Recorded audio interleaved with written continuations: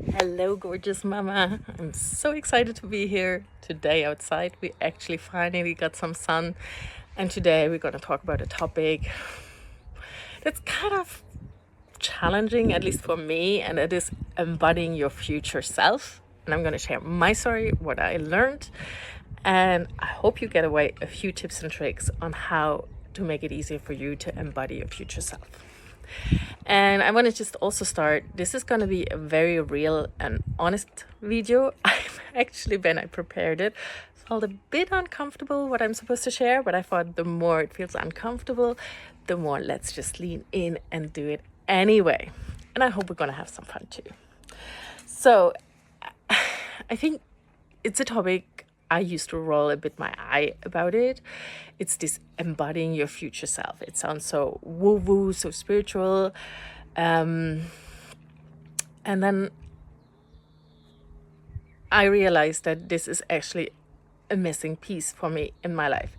So let me just kind of roll back. When I was younger, I don't know what age I started being interested, you might say, spirituality, manifestation.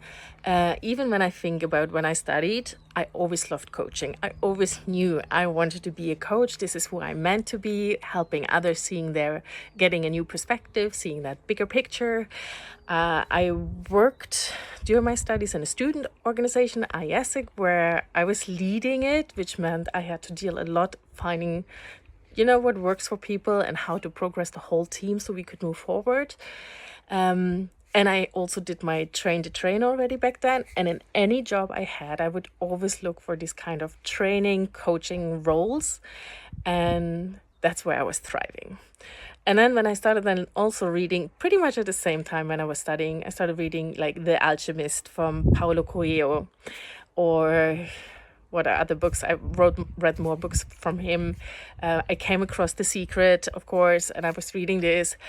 And I was always fascinated, and I dabbled into this manifestation and learning about these universal laws. But I think I never really dove deep into the concepts. They were kind of there, I was attracted to it, but I didn't feel real, like from where it was coming from. This was woo-woo. Literally, I felt this was woo-woo. I think until I turned about 30 and I was pregnant, or I started my health coaching and certification and had my first baby. And then things shifted. And I was like, oh, now I really want to learn more about it. I remember coming across Deepak Chopra and I got so fascinated about his theories. And I loved him so much because he was bringing in a lot of the science, a lot about quantum physics. So it was like, there must be something to it, right? It's not just woo-woo anymore. We're talking now quantum physics. And then I really dove into the topic of happiness, manifestation, and diving deep into my coaching practice. And back then, I think I did it all. I did the meditations. I was sitting there visualizing things. I did my vision boards. And I did feel better. And I think things moved. And I could see how things came into my life. Like smaller things. But in the big picture, things didn't change that much. I was still kind of stuck in my 9-to-5 job. I was stuck into the life I was supposed to live, which it always felt a bit like, there's more. And it was about, I don't know, 1 year ago, I was again looking like, I've done so many courses, read so many books. What is it? It's not working. And then it was like, bang, it clicked. I don't embody it. I'm rationally really learning everything. It's like I went back to school. I learned all about how the universe works. I learned the universal laws. I learned about manifestation. But I couldn't take it from my brain into my body. This step, and it sounds still weird to say how to embody your future self.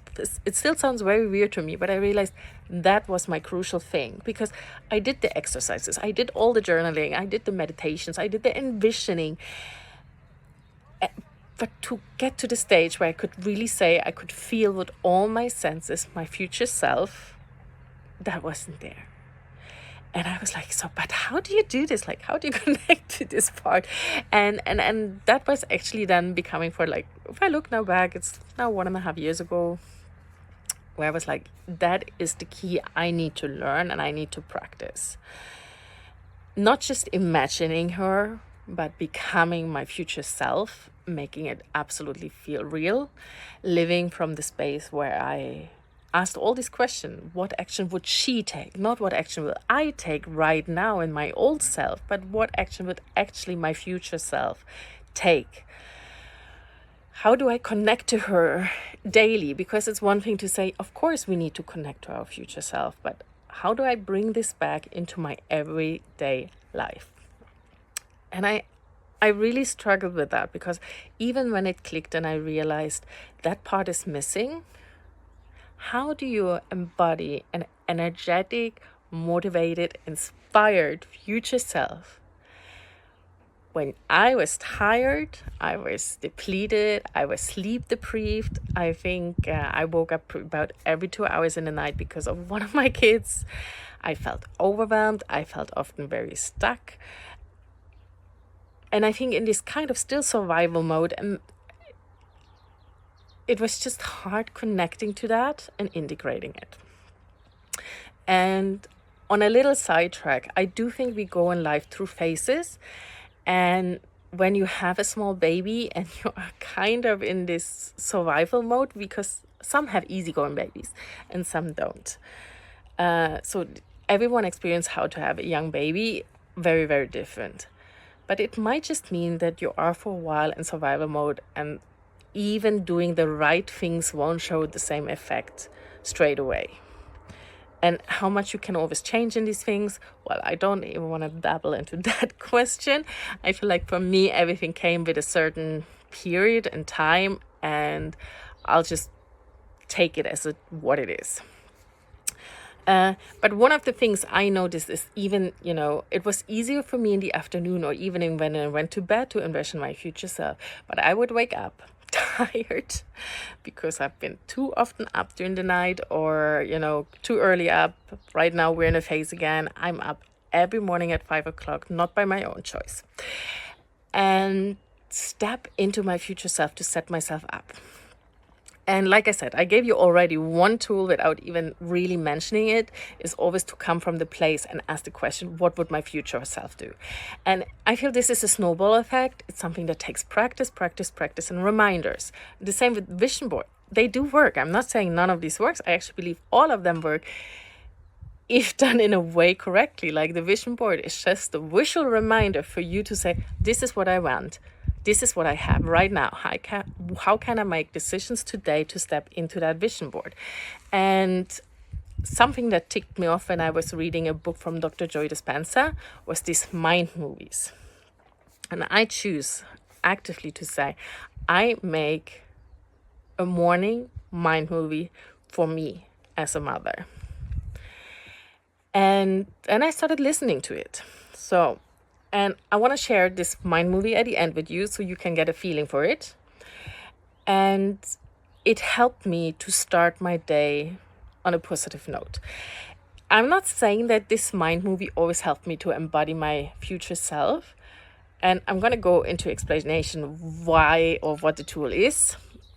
But it helped me set up my day, because I truly believe if you live your life from a place of joy, joyful things will happen to you, and good things will happen to you and come to you. It's this kind of law of attraction. What you get what you put out to. And so I created this mind movie. So what is it? It's a fairly short clip, 2 minutes.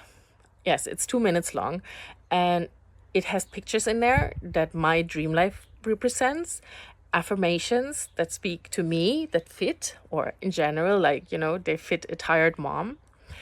And it makes music that makes me feel good. So what it actually does is it speaks to all your senses. The ears, the eyes, you're speaking it out loud. You can, start moving your body and feeling it. So the idea is really to kind of bring all your senses in. And for 2.5 minutes, stepping into the energy of what you create your mind movie. So in the morning, I would get up, I would tap my kids along if they wanted to, or they could do something else. Looked in the mirror, so I had always like my phone in my mirror, and would say out loud the affirmations while they were running, and would move my body and just kind of get into the spirit of that being. And that was the energy I wanted to bring into the day. And I could see very fast, I think I did that for a week, I could start seeing the shifts happening. And this was kind of so cool to really, because yes, you have to commit to use it. So the mind movie won't help you if you don't use it. But if you're using it, it actually does really help you to set the tone for the day and bring it along.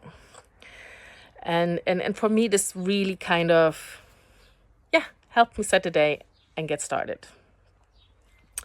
It speaks to all my senses. It's fairly fast. It's personal. And it gets me into a higher vibe really quickly. So this is why this works so beautifully for me.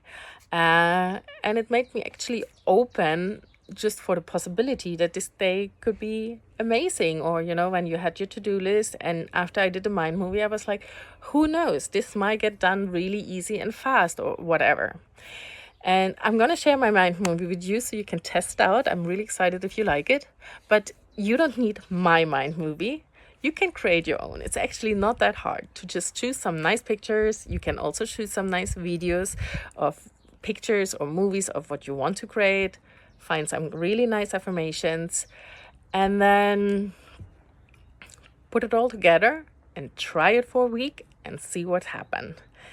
And if this speaks to you, comment below. I'm calling in my future self so I can cheer you on.